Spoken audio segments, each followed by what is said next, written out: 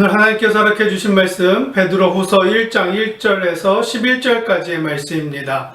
베드로후서 1장 1절에서 11절까지의 말씀 제가 대신하여 읽어드리겠습니다. 예수 그리스도의 종이며 사도인 시몬 베드로는 우리 하나님과 구주 예수 그리스도의 의를 힘입어 동일하게 보배로운 믿음을 우리와 함께 받은 자들에게 편지하노니 하나님과 우리 주 예수를 알므로 은혜와 평강이 너희에게 더욱 많을지어다. 그의 신기한 능력으로 생명과 경건에 속한 모든 것을 우리에게 주셨으니 이는 자기의 영광과 덕으로서 우리를 부르신 이를 알므로 말미암음이라. 이로써 그 보배롭고 지극히 큰 약속을 우리에게 주사 이 약속으로 말미암아 너희가 정욕 때문에 세상에서 썩어질 것을 피하여 신성한 성품에 참여하는 자가 되게 하려 하셨느니라. 그러므로 너희가 더욱 힘써 너희 믿음의 덕을, 덕의 지식을, 지식의 절제를, 절제의 인내를, 인내의 경건을, 경건의 형제 우애를, 형제 우애의 사랑을 더하라. 이런 것이 너희에게 있어 흡족한즉 너희로 우리 주 예수 그리스도를 알기에 게으르지 않고 열매 없는 자가 되지 않게 하려니와 이런 것이 없는 자는 맹인이라 멀리 보지 못하고 그의 옛 죄가 깨끗하게 된 것을 잊었느니라. 그러므로 형제들아 더욱 힘써 너희 부르심과 택하심을 굳게 하라. 너희가 이것을 행한즉 언제든지 실족하지 아니하리라. 이같이 하면 우리 주 곧 구주 예수 그리스도의 영원한 나라에 들어감을 넉넉히 너희에게 주시리라. 아멘. 하나님의 말씀입니다. 성경은 히브리서 11장 6절 말씀에 보니까 믿음이 없이는 하나님을 기쁘시게 하지 못한다고 기록하고 있습니다. 믿음이 없이는 주님을 기쁘시게 해드릴 수가 없지요. 믿음이 없이는 주님의 12 제자들조차도 주님을 기쁘시게 해드릴 수가 없었습니다. 우리 주님은 제자들의 믿음이 적은 것을 발견하실 때마다 저들을 호되게 꾸짖곤 하셨습니다. 그러나 주님의 제자도 아니요 유대인도 아닌 이방인이라고 하더라도 그의 믿음이 좋은 사람은 주님의 칭찬을 듣고는 했습니다. 믿음이 좋았던 이방인 백부장이나 귀신 들린 딸을 오직 믿음 하나로 고쳐보려고 주님을 찾아왔던 가나안 이방 여인을 보시고는 저들의 믿음을 칭찬하셨죠. 그리고 저들의 기도에 응답해 주셨습니다. 믿음이 이만큼 중요합니다. 나의 믿음이 너무 중요합니다. 오직 믿음이 기쁨의 원천인 것입니다. 오직 믿음은 구원을 얻게 됩니다. 오직 믿음으로 말미암아 구원을 얻게 됩니다. 오직 믿음으로 주님을 기쁘시게 해드릴 수가 있습니다. 천국은 믿음으로만 갈 수 있는 나라, 그래서 믿음은 또한 승리로 이어집니다. 정말입니다. 믿음이 이기고요. 믿음이 세상을 이깁니다. 믿음이 사단을 이기고요. 믿음이 기적을 가능케 하는 것. 그래서 오늘도 우리 하나님은 믿음을 소유한 백성들을 통해서 당신의 그 구원의 역사를 이끌어가고 계신 것입니다. 그러므로 우리는 늘 나의 믿음이 더욱 크고 장성한 분량에 이르도록 노력할 수 있어야 합니다. 신앙생활의 연한에 이 세월이 쌓여가면서 믿음 또한 더욱더 성숙해져야 하는 것입니다. 바라기는 믿음에 믿음만을 더하시는 삶이 되기를 주님의 이름으로 축원합니다. 아멘. 사도 베드로는 오늘 주신 본문 말씀에서 우리 성도들의 믿음에 대해서 아주 귀한 말씀을 전해 주십니다. 먼저 1장 1절 말씀 보시겠습니다.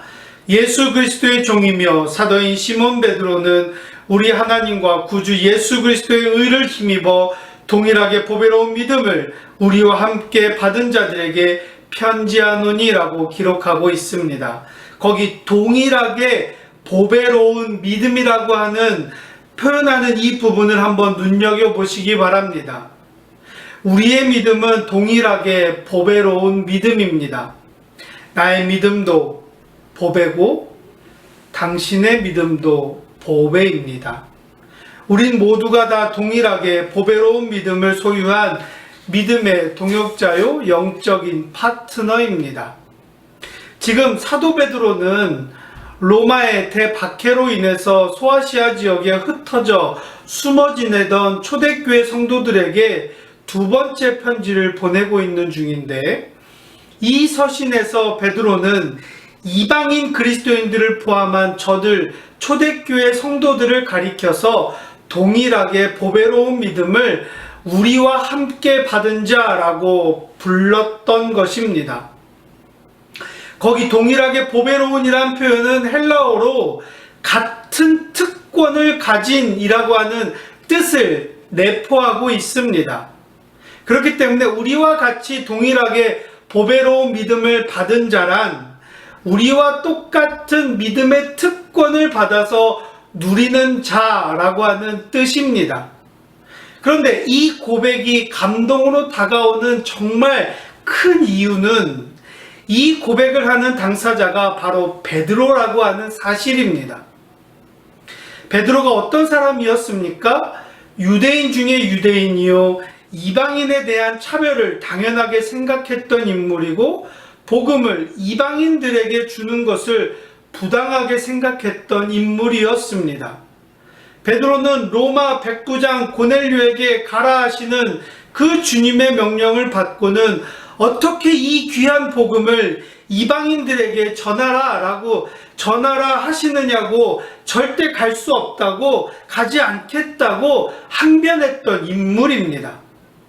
그런데 그랬던 베드로가 소아시아 지역, 곧 이방 땅에 흩어져 있는 초대교회 성도들에게 하는 말이 우리는 동일하게 보배로운 믿음을 받은 자라 라고 지금 이야기하고 있는 바로 이 부분, 무슨 뜻이냐면, 이게 왜 중요하냐면, 주님이 나 베드로에게 주신 믿음이 보배로운 믿음이듯이 지금 여러분들의 믿음도, 당신들의 믿음도 동일하게 똑같이 보배롭다는 것입니다.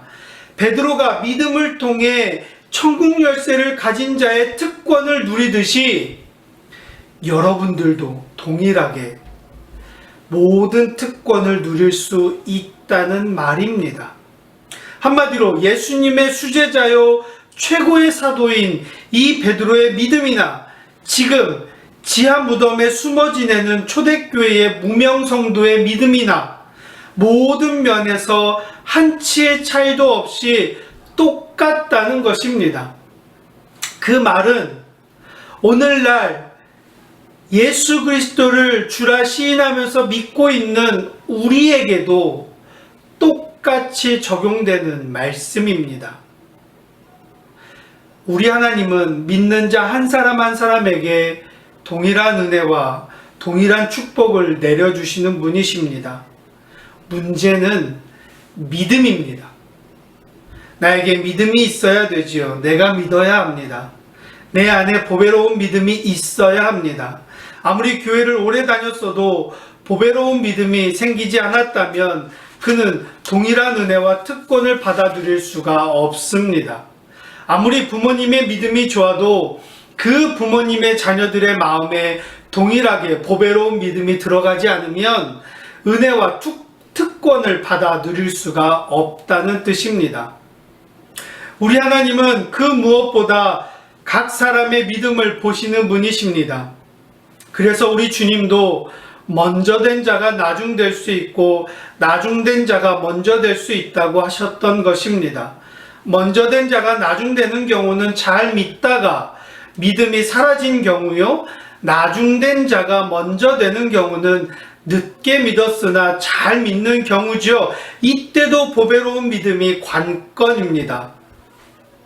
세상의 그 무엇과도 비교할 수 없는 것, 금보다 귀한 것, 가장 보배로운 것, 그것은 바로 믿음입니다. 베드로서 1장 3절 상반절의 말씀, 그의 신기한 능력으로 생명과 경건에 속한 모든 것을 우리에게 주셨으니, 거기 중간에 우리에게 주셨으니 라고 하는 표현, 거기 주셨다는 헬라어 단어는 선물로 주셨다는 뜻입니다. 무슨 뜻이냐면 보배로운 믿음을 소유한 성도에게 하나님께서 특별한 선물을 허락해 주신다는 것인데, 그 특별한 선물은 우선 3절 첫마디에 신기한 능력으로 생명과 경건에 속한 모든 것을 말합니다.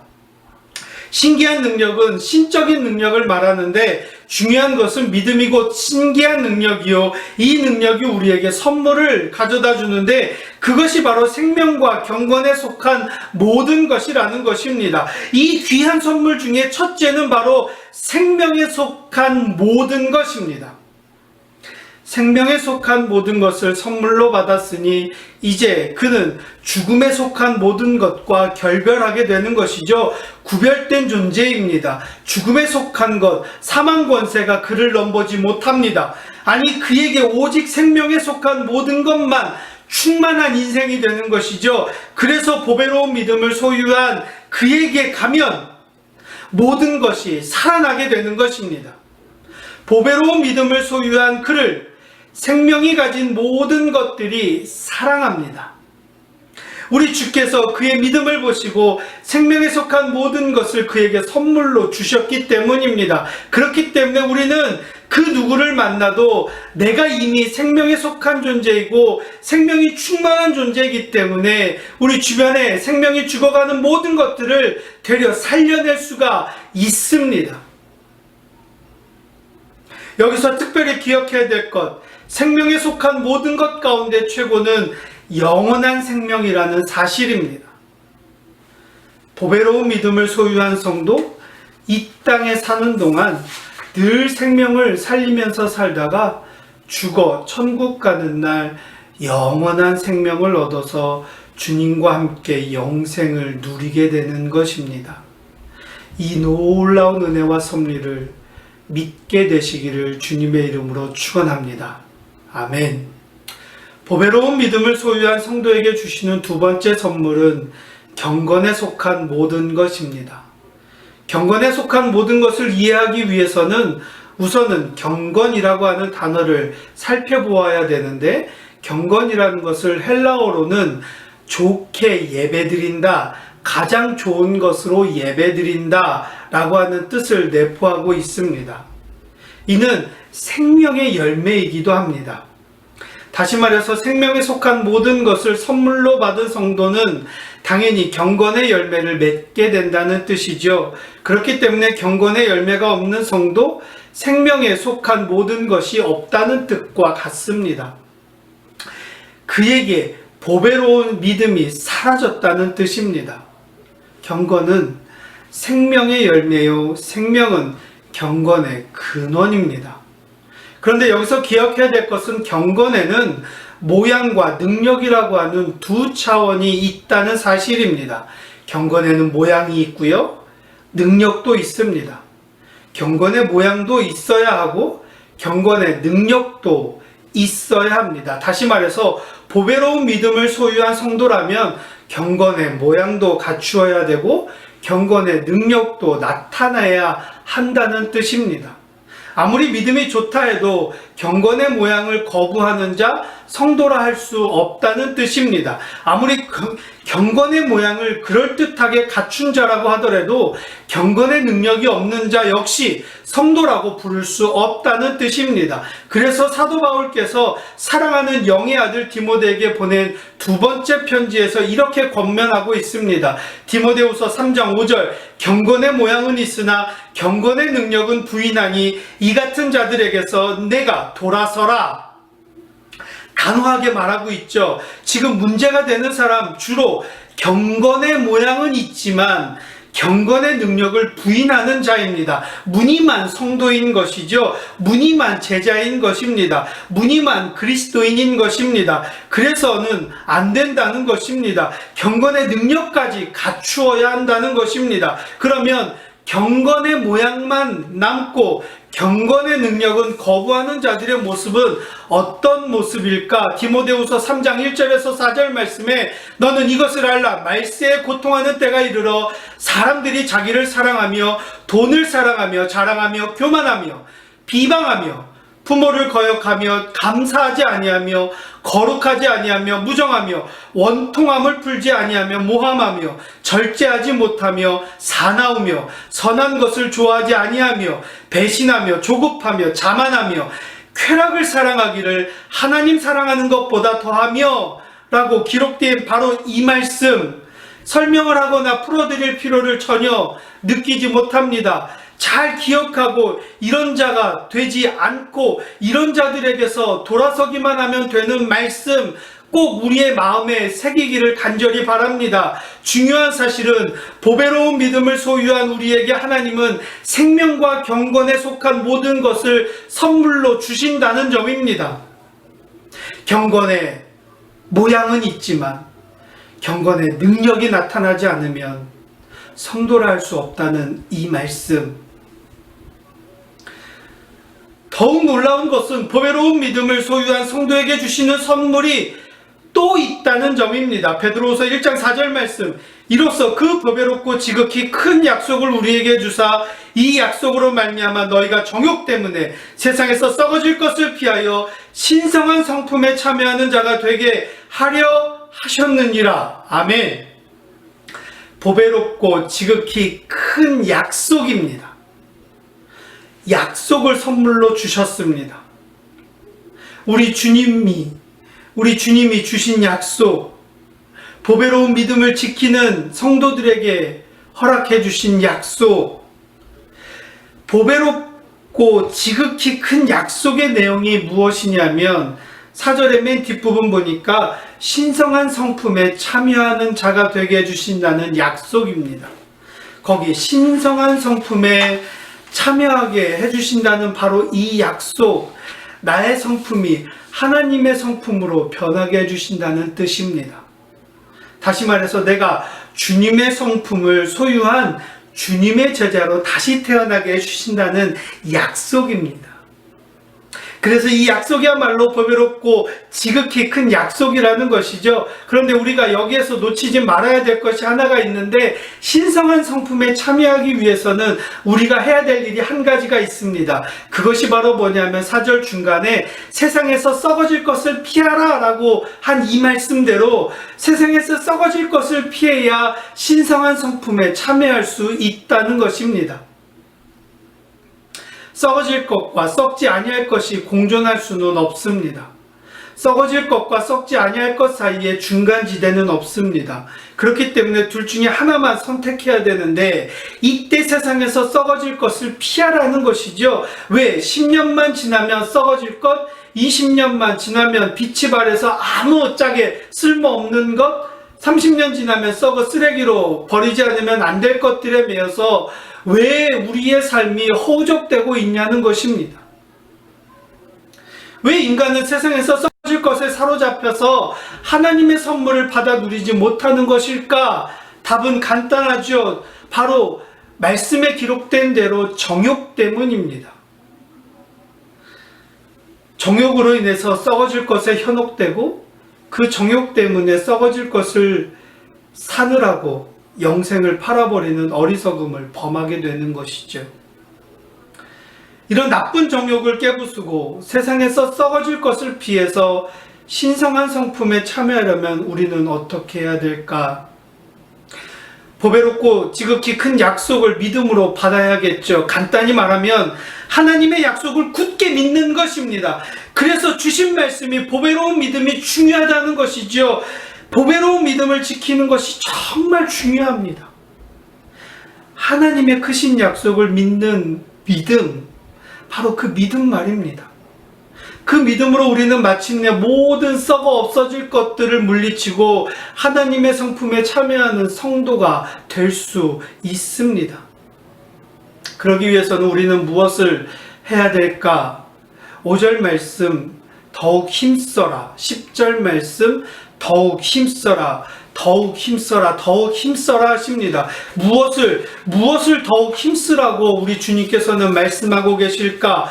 보배로운 믿음을 지키는 일에 더욱 힘쓰는 일, 바로 베드로후서 1장 5절부터 7절 말씀 사이에 보니, 그러므로 너희가 더욱 힘써 너희 믿음의 덕을, 덕의 지식을, 지식의 절제를, 절제 인내의 경건에 형제 우애를, 형제 우애에 사랑을 더하라 하십니다. 이 7가지 말씀과 함께 10절 말씀에 나와 있는 부르심과 택하심을 굳게 하는 일에 더욱 힘쓰라고 하십니다. 그리하며 주시는 마지막 선물, 베드로후서 1장 11절 말씀, 이같이 하면 우리 주 곧 구주 예수 그리스도의 영원한 나라에 들어감을 넉넉히 너희에게 주시리라. 아멘. 넉넉히 너희에게 주시리라. 이 세상에 사는 동안 실족치 않게 하시며 보배로운 믿음으로 부르심과 택하심을 더욱 힘써 지켜나갈 때 마침내 우리가 육신의 삶이 다해 죽어 하늘나라에 가는 날 예수 그리스도의 영원한 나라에 들어감을 넉넉히 받아 들어가게 해주신다는 주님의 이 귀한 말씀, 믿음의 약속, 그 주님의 사랑을 누리며 이 말씀이 우리의 삶의 위로가 되어서 이 땅에서의 삶을 힘있게 살아나가는 가운데 우리 주님과 함께 보배로운 믿음을 힘써 지켜나가게 되시길 주님의 이름으로 축원합니다. 아멘. 바로 그럴 때 하늘나라에 영원한 나라에 들어감을 넉넉히 우리에게 허락해 주실 것입니다. 아멘. 이제 말씀 마음에 받아 찬양, 여기에 모인 우리 1절과 3절 말씀, 1절과 3절 2절만 찬양하시겠습니다.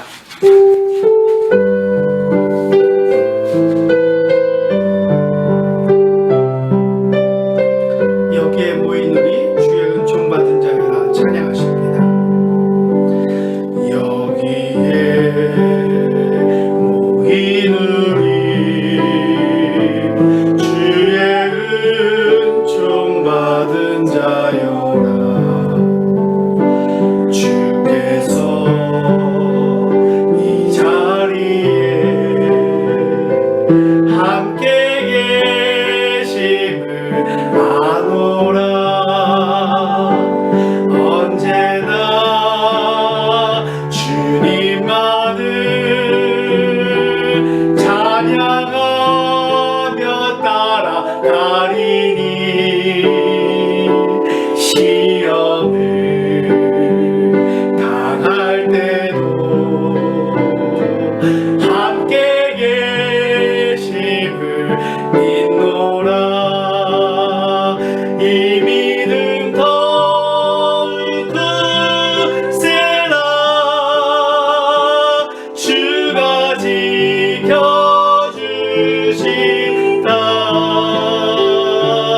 어두운 밤에도 주의 밝은 빛 인도하여 주신다.